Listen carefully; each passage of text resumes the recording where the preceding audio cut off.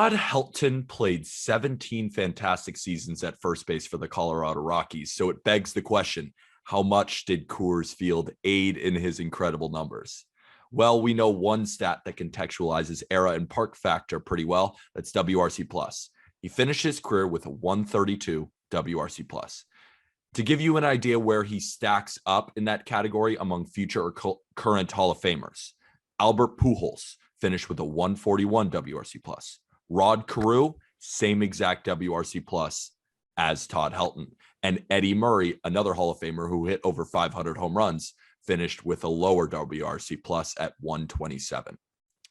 But let's just go back to the regular stats. Todd Helton was just a really good hitter, no matter the atmosphere. He got the classic 300, 400, 500 slash line, which describes the ideal hitter in baseball. Todd Helton finished his career with a WAR of 61.8, which is higher than fellow first base Hall of Famers like Harmon Killebrew and Hank Greenberg, two amazing players. Todd Helton, though, he never finished in the top 4 of MVP voting, but his steadiness and consistency throughout his career carry enough weight to put him firmly in the Hall of Fame discussion.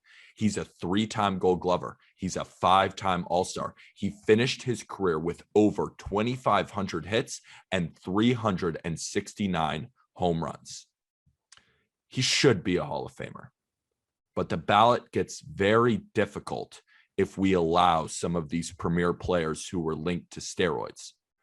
Unfortunately, when I'm going through our ballot, he might be the 11th guy when we only have 10 spots to fill. I agree. I hate saying that. I hate it too. I mean, you look at his numbers, the fact that he did this cleanly. Yeah. I mean, 2000, 2001. Yeah. Same era, right? 2000, 2001, he had back-to-back years with an 1,100 OPS. Let me pull up. Colby Olson, our boy, put out a great tweet about this. So runs created from 1993 to 2004.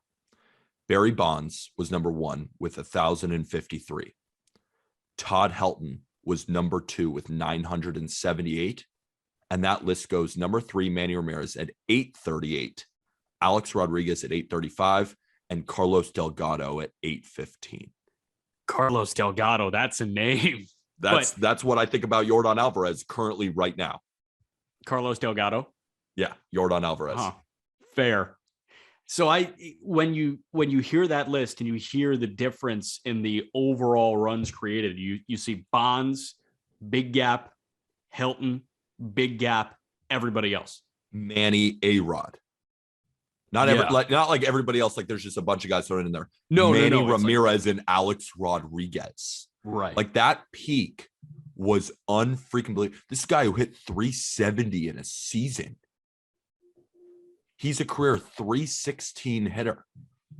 This is one of the best bat to ball guys. But the other guys on our ballot, I think I would just choose over him. So, but that doesn't mean that he's not a Hall of Famer. Like he should be a Hall of Famer.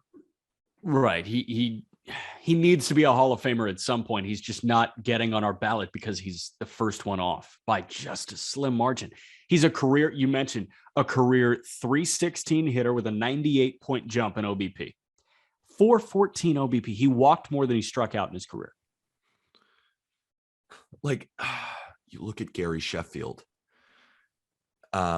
another guy who walked more than he struck out for his career. Steroids, but you may see Gary Sheffield on our ballot. 500 home runs, 250 stolen bases, only 4 players in history. Willie Mays, A-Rod, and Bonds, and Gary Sheffield. Like this is the type of talent that we're dealing with. It's no slight to Todd Helton. Todd Helton has a Hall of Fame resume and should be in the Hall of Fame. But if we're looking at just 10 guys from this entire ballot, he's 11th. And you'll see why when we go through the names. So don't click off the podcast now. And if you disagree with the 10 names in front of Todd Helton, by all means, let us know. But from what we've looked at, it seems like 10 guys are just right above him. If you click off the podcast now, knowing that our ballot is to come at the end, I mean, we're going to be in a fight. Like you're not friends with us anymore. You're not invited to my birthday party. Man, I mean, his 162 game average, by the way, there's some serious intrigue there in terms of getting my vote, just because he spent his entire career in one place. Love that. He also spent his entire career at Coors. He's Mr. Rockie. Yeah, I understand. God, that's so hard. This guy's granted, playing at Coors, this guy's 162 game average, 43 doubles, 27 bombs, 101 driven in. But Coors. So how many do you take off each? Like, do you take off 6 doubles and 5 bombs and 20 RBIs? I don't know. Coors is harder than steroids. Like Coors is natural steroids. Coors is natural steroids. Not quite, but I mean, like how many doubles?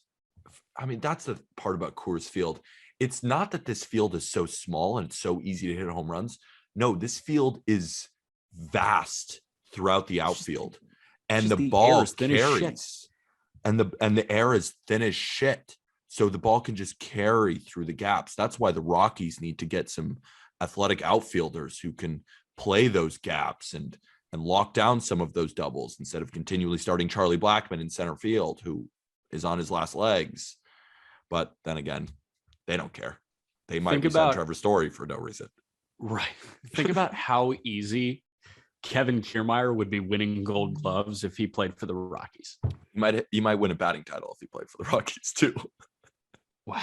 I mean, Kevin Kiermaier, like with that type of range, with that type of jump, I mean, this guy, he would have the chance to make a SportsCenter top 10 play every night. Every night. Jackie Bradley Jr. should go to Colorado every night. And he'll hit instead of like a pitcher.